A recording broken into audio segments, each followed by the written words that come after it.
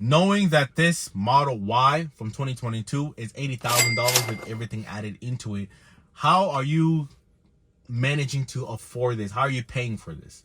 Like, what advice would you give to somebody else who's on the other side, who's interested, who maybe they don't make as much as you, right? Let's say you're making $100,000. How would you approach this? If I was making $100,000 a year, I wouldn't buy this car. I wouldn't buy this car. Okay. But the thing is, I'll say this, right? So there's two things. Me, I bought the car through USA, right? You know, I'm in the military, so I bought through USA. I would suggest you put down a bigger down payment than usual. Extend the loan for as long as possible, but pay the monthly payment as if you had a shorter loan. For example, right? You get the price for, okay, a 3-year loan, right? Let me just dummy numbers, right? Let's say I gotta pay $500 a month for a 3-year loan, okay? Extend that loan to the longest you can, 5 years, 6 years, whatever, right? And then, let's say the new monthly payment is like $300, right? Still pay the $500. Because what that is, the extra $200, you're paying down the principal. And you have a buffer, right? You're used to paying this $500. So if 1 month you come up short or whatever, well, you only have to pay $300, but you've been paying $500. So you've already lowered the end interest. Right, because you've been paying down the principal, right? And you've developed the discipline of being able to pay the $500 a month.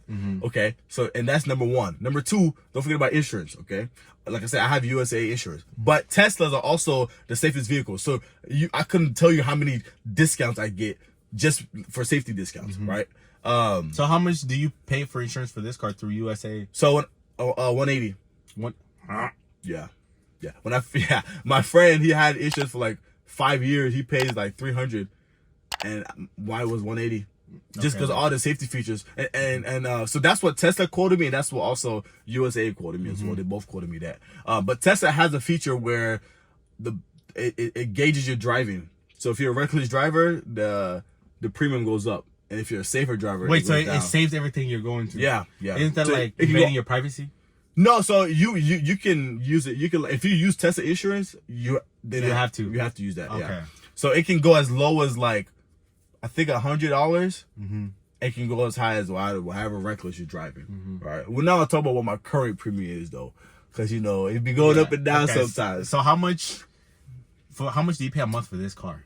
So this car, we already know you pay $180 for the insurance. Right. Now, so my monthly payment is $1,125. How much down payment did you put for this vehicle? I think I put like $5,000. $5,000. Do you regret the decision? Do you wish you put more? You would have put more? I would have put more, but the reason I didn't put more is because it was a very complicated buying experience, right? Because it was just that's literally a whole nother video how complicated everything was. Right? Tell us. Well, so long story short, right? Make it short as possible. Yeah, long story short, I got the quote for the car, right? I tried to buy it through Tesla. For whatever reason, I couldn't do it, right? There had something wrong with their stuff, whatever. So then I went to USAA. So then USAA, when I got my loan through them, the interest rate was better than Tesla, but it was still kind of high for regular interest rate, right? So I was like, well, my thinking was, okay, cool, let me just get this loan. I'm going to refinance and then pay more, when I refinance. So they sent me the check. FedEx lost my check. They lost my check completely, right? So how much was the check they were sending? The full amount of the car. Yeah, the full amount. Because I'm gonna pay the Louis USA. So an $80,000 check just gone, right? So I needed to pick my car up on Friday. I got the check was supposed to get here on Thursday, right? Because I wanted a 1-day buffer. I can just go and take it to them, right? So then I don't have the check. Friday comes, Tesla's like, hey, come pick up your car. Make sure you bring the check. I'm like, yeah, about that. So they said, well, listen, if you don't have it by tomorrow, Saturday, we can't hold the car for you. Yeah. So I'm like, damn. So then, because you waited how long? 6 months? No, I started the car buying process on Monday. The car was ready by Tuesday because they must have already had somebody who had my exact configuration. They didn't pick it up. Okay. Probably because FedEx lost their check too. But so then USAA, I said, hey, can y'all rush me a check, but send it to Tesla directly. Don't send it to me. Because I thought, okay, if they can send it to Tesla, Tesla can process it, whatever. So this, okay, cool. And then Tesla said, okay, if you pick it up Monday, I can try to, the dude was really helpful. He's like, look, if you say you can get it Monday, Saturday, as soon as the car would take it off you, I can give it back to you, right? Cool. So he removed me. I got all the email. Oh, you've been removed, and he added me right back, which gave me like an extra like 3 days. Okay. Right.